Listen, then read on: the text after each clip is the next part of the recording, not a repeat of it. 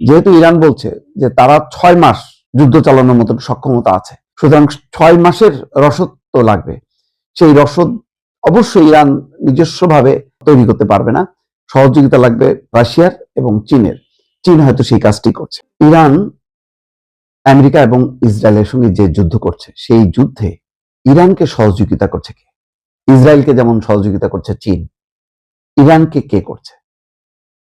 আপাতত দৃষ্টিতে বড় কোনো শক্তি দেখা যাচ্ছে না, কিন্তু ভেতরে ভেতরে খবর প্রকাশ হয়েছে দুটি। একটি হচ্ছে যে রাশিয়া মধ্যপ্রাচ্যের যে স্পর্শকাতর জায়গাগুলো, আমেরিকার যে ঘাঁটিগুলো আছে, গোয়েন্দা কার্যালয় আছে, সমস্তগুলো একদম ঠিকানা, নিশানা, স্যাটেলাইট চিত্র সবগুলো ইরানের কাছে সরবরাহ করেছে রাশিয়ার গোয়েন্দারা।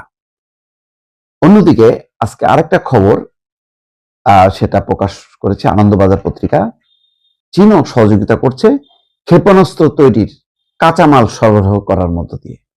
তার মানে তলে তলে চীন এবং রাশিয়া কিন্তু বসে নেই, এবং যুদ্ধের তীব্রতা যত বাড়বে তত বেশি সহযোগিতা বাড়বে। কারণ ইরান পরাজিত হওয়ার মধ্য দিয়ে এক অর্থে চীন এবং রাশিয়ার শক্তিও কিন্তু সংকুচিত হলো। কারণ মধ্যপ্রাচ্যে শুধু আমেরিকা বা ইসরায়েলের স্বার্থ আছে বিষয়টা তা না, এখানে চীনের স্বার্থ আছে, রাশিয়ার স্বার্থ আছে। আন্তর্জাতিক প্রেক্ষাপট যদি বিবেচনা করা হয়, এই ধরনের যুদ্ধে যদি জয়ী হতে থাকে আমেরিকা এবং ইসরায়েল, তখন কিন্তু শক্তির ভারসাম্য নষ্ট হয় চীন এবং রাশিয়ার ক্ষেত্রে। তেমনই একটি ঘটনা ঘটেছে। রাশিয়া জাহাজ দুটির নাম সাবদিস এবং ভার্জিন। সাবদিসে একসঙ্গে 6,500টি 20 ফুট লম্বা কন্টেনার বহন করা যায়, আর ভার্জিন একবারে এমন 14,500টি কন্টেনার নিয়ে যেতে পারে। সম্প্রতি দক্ষিণ পূর্ব চীনের জুহাইয়ে গাওলান বন্দরে জাহাজ দুটি নোঙর করেছিল। চীন থেকে জলপথে ক্ষেপণাস্ত্র তৈরির কাঁচামাল নিয়ে যাচ্ছে ইরান, এমন একটা প্রশ্ন। উপগ্রহ চিত্র এবং অন্য তথ্য বিশ্লেষণ করে ওয়াশিংটন পোস্টের দাবি, এমন সম্ভাবনাই বেশি। সম্প্রতি চীনের দক্ষিণ পূর্ব উপকূলে এক বন্দর থেকে রওনা দিয়েছে 2 ইরানি জাহাজ। সেগুলোতে ক্ষেপণাস্ত্রের জ্বালানি তৈরির জন্য প্রয়োজনীয় কাঁচামাল সোডিয়াম পারক্লোরেট থাকার সম্ভাবনাই প্রবল বলে দাবি করছে রিপোর্টটি। এই 2 জাহাজের বিরুদ্ধে আগেই অভিযোগ তুলেছিল আমেরিকা। আমেরিকার দাবি, এই 2 জাহাজে করে ব্যালিস্টিক ক্ষেপণাস্ত্র তৈরির প্রয়োজনীয় সামগ্রী তেহরানে নিয়ে যাওয়া হয়। দুটি ইরানের সরকারি সংস্থা Islamic Republic of Iran shipping লাইন্সের, এই সংস্থার উপরে আমেরিকা, ব্রিটেন এবং ইউরোপীয় ইউনিয়নের নিষেধাজ্ঞা রয়েছে। এই সংস্থার 2 জাহাজই সম্প্রতি চীনা বন্দর থেকে ইরানের উদ্দেশ্যে রওনা দিয়েছে। জাহাজ দুটির নাম সাবদিস এবং ভার্জিন। সাবদিসে একসঙ্গে বিপুল পরিমাণ কন্টেনার, 20টা কন্টেনার করা যায়। এখন যেটা প্রেক্ষাপট, হয়তো বিষয়টা সত্য, আবার এটা অপপ্রচারও হতে পারে, কিন্তু যেহেতু ইরান বলছে যে তারা 6 মাস যুদ্ধ চালানোর মতন সক্ষমতা আছে, সুতরাং 6 মাসের রসদ তো লাগবে। সেই রসদ অবশ্যই ইরান নিজস্বভাবে তৈরি করতে পারবে না, সহযোগিতা লাগবে রাশিয়ার এবং চীনের। চীন হয়তো সেই কাজটি করছে। যদি বিষয়টা এখনো ইসরায়েল বা আমেরিকা আনুষ্ঠানিকভাবে কোনো প্রতিক্রিয়া দেখায়নি, কিন্তু যদি সত্য প্রমাণিত হয়, তাহলে এটা নিয়ে নিশ্চয়ই চীনের সঙ্গে একটা সম্পর্ক অবনতি হবার আশঙ্কা আছে ইসরায়েল এবং মার্কিন যুক্তরাষ্ট্রের। যদি আরব দেশগুলোর সাথে ইরান যুদ্ধে যাওয়া যায়, তাহলে খুশি হবে কে? খুশি হবে ইসরায়েল এবং আমেরিকা, তাদের ষোলকলা পূর্ণ হবে। তার মানে এই বিভক্তিটা যত বেশি হবে, তারা ফায়দা তুলবে। খুব দুঃখজনক ঘটনা যে ইসরায়েল এবং আমেরিকার সাথে ইরানের এই যুদ্ধে ক্ষতিগ্রস্ত হচ্ছে আরব দেশগুলো। তারা প্রত্যক্ষভাবে এই যুদ্ধে জড়িত না, কিন্তু পরোক্ষভাবে জড়ায় গেছে। কিভাবে জড়ায় গেছে? 2টা খবর দেখেন। বাহরাইনে ইরানের ড্রোন হামলা, শিশু সহ আহত 32। ইরানও এখন বাহরাইন সহ যেখানে যেখানে ঘাঁটি আছে আমেরিকার, সেই দেশগুলোকে লক্ষ্য করে ক্ষেপণাস্ত্র চালাচ্ছে, ড্রোন হামলা চালাচ্ছে।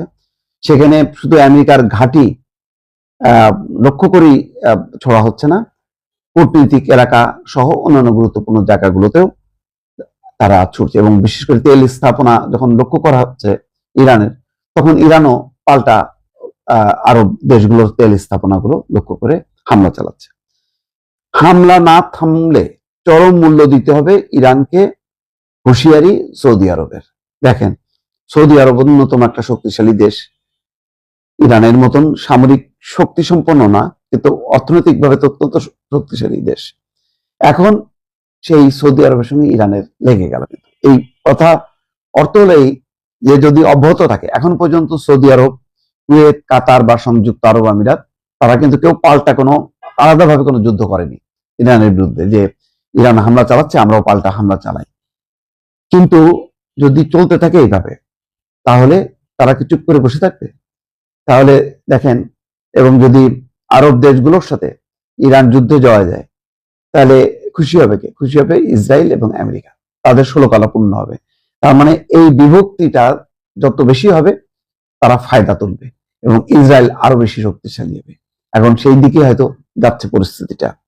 সৌদি আরব সোমবার ভোরে ইরানের বিরুদ্ধে তাদের সতর্ক বার্তার সুর আরো কঠোর করেছে। তেহরানকে উদ্দেশ্য করে রিয়াদ জানিয়েছে, আরব দেশগুলোতে হামলা অব্যাহত রাখলে ইরানই হবে সবচেয়ে বড় ক্ষতিগ্রস্ত পক্ষ। মার্কিন বার্তা সংস্থা এপি এই খবর জানিয়েছে। সৌদি আরবের বিশাল সাইবাহ তেল ক্ষেত্রে নতুন করে ড্রোন হামলার প্রেক্ষাপটে দেশটির পক্ষ থেকে এমন কঠোর বিবৃতি দেওয়া হলো। শনিবার ইরানের প্রেসিডেন্ট মাসুদ পেজিশকিয়ান দাবি করেছিলেন যে ইরান উপসাগরীয় আরব দেশগুলোর উপর হামলা বন্ধ করছে, তবে সৌদি আরব এই মন্তব্যকে সরাসরি প্রত্যাখ্যান করেছে।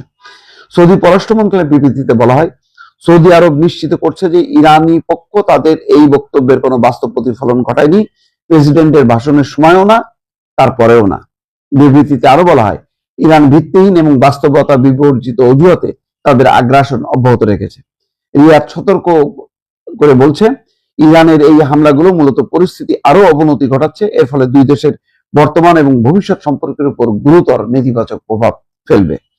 এদিকে সৌদি প্রতিরক্ষা মন্ত্রণালয় জানিয়েছে, সোমবার সকালে সাইবাহ তেল ক্ষেত্রে হামলা চালাতে আসা আরো 4টি ড্রোন তাদের বাহিনী ধ্বংস করে দিয়েছে। কিন্তু ধ্বংস করলেও হামলা তো আসছে, সুতরাং তারা সতর্ক করেছে। এর আগে ইরান বলেছিল যে তারা দুঃখিত যে প্রতিবেশী দেশগুলোতে তাদের হামলা চালাতে হচ্ছে।